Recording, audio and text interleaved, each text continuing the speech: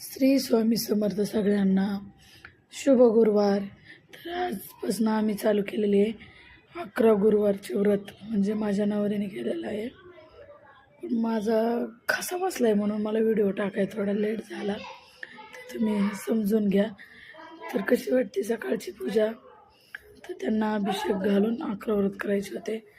व्रत म्हणजे त्यांना संकल्प व्यक्त करायचे होते, पण तसं काय म्हणजे मागण्यासारखं काय नव्हतं की त्यांना असं मागायचं आहे.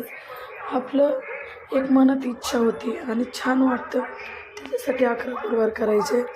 कारण का तर गुरुवारी अशी पूजा स्वामींची केली, व्रत धरलं, घरात एकदम प्रसन्नता निर्माण होते. आणि काहीतरी द्यावं म्हणून ह्याच्यासाठी नाही केलं, भरपूर दिलं आहे त्याच्यासाठी केलं आहे. आणि कारण का स्वामी आम्हाला स्वामींनी कधीच सोडू नये.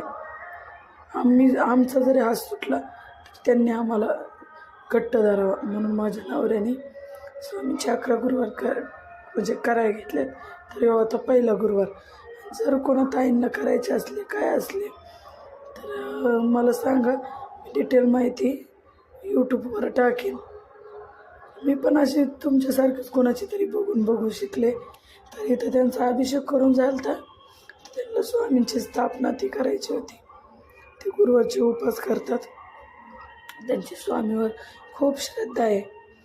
रोज नित्य सेवा आणि स्वामींचं आज गुरुवारचं व्रत त्यांना करायचे. ह्याच्या आधी त्यांनी पारायणं केलेली, तर हे गुरुवारचं 11 गुरुवारचं व्रत मी स्वतः केलेलं आहे. पण मी शक्यतो समर्थामुळं मला जमत नाही, कारण ती मध्ये येणं रडणं, त्याच्यामुळं कारण ह्याचे थोडे नियम आहेत. केलं तर नियम तसं काही नाही आहे, पण आपण मानायचे धरायचे.